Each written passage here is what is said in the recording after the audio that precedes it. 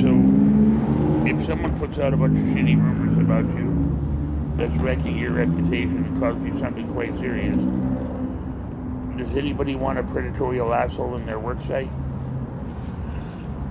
in their store, in their company? No, probably not. So then you've got to evaluate what is at your disposal. Government funds are at your disposal if you play it right.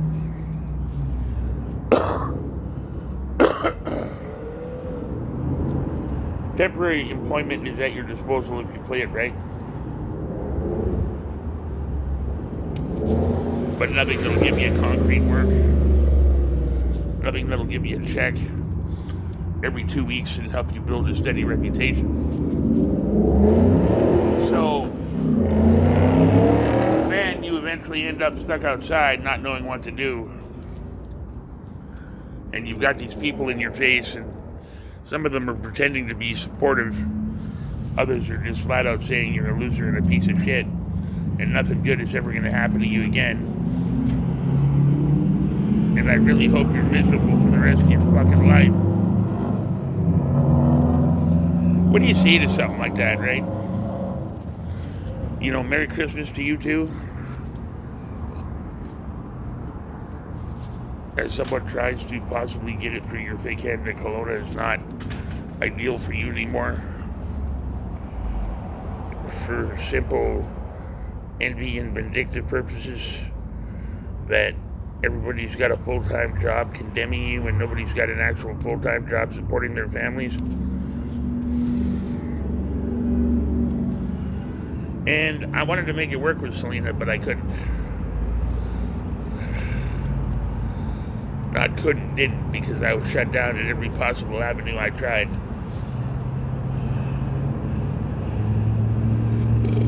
And going to see my family in Alberta,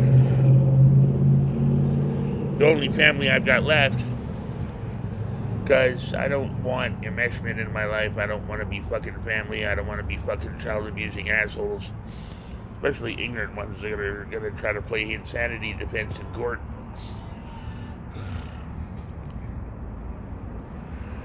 And you know, I've been dealing with this shit for a steady period of time. You know, that person earlier could have very easily been the blonde girl that I was talking outside Save On Foods with. Not as good as you've been doing, the guy said. What the fuck is that supposed to mean? Do you share everything with me on a daily basis? What the fuck are we, a commune? I'm out of here on next Wednesday, where I won't be returning. Where I'm so sorry if this last sort of sojourn, performance, whatever you want to call it, little reality check was not what you really wanted.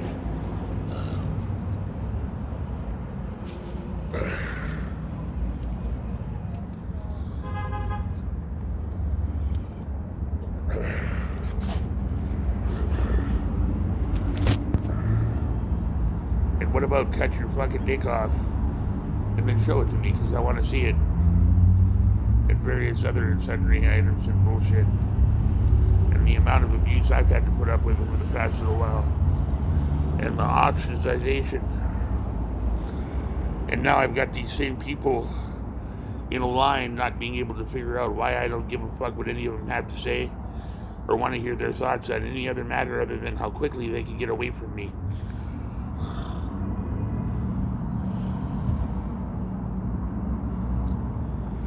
And I'm so very sorry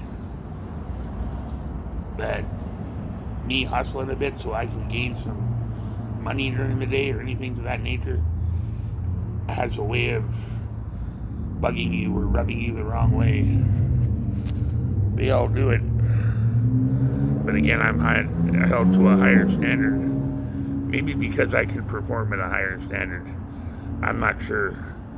I've lost track because it's been so long where somebody was more than gracious and willing to let me run my life and do my job.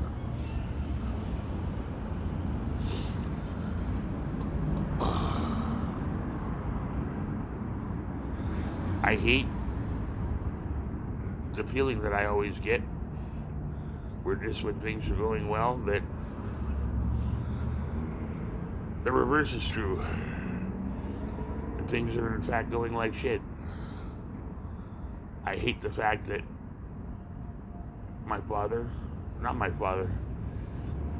that man's name is Fritz Wertz Jr.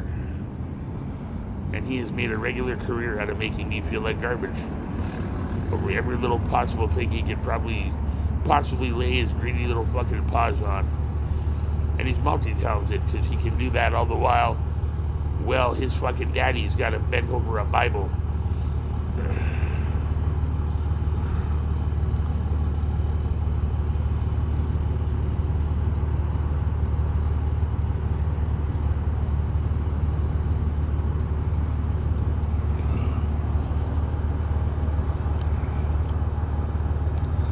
And what a way. What did you say to me, Fritz? Months and months ago. No way you want to die. Well, if you have anything to say about it, it looks like that's exactly the way I want to die. Isn't it, Bubba? Eh? Eh?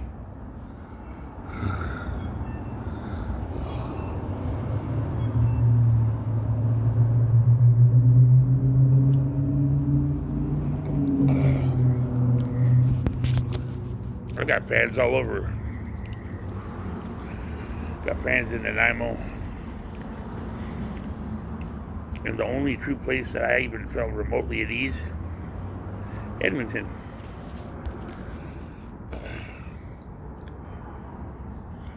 And I miss my niece and nephew.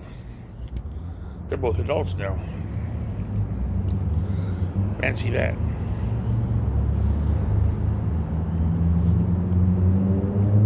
And Anna, I love you very much. Thank you for making a plea to Auntie Pain in the Ass and the rest of them to make sure that I was helped along here a little bit. So I didn't have to do this alone, because if you hadn't have done that, you and your brother, I'd have probably been in jail. I love you. And I appreciate that, and I approve.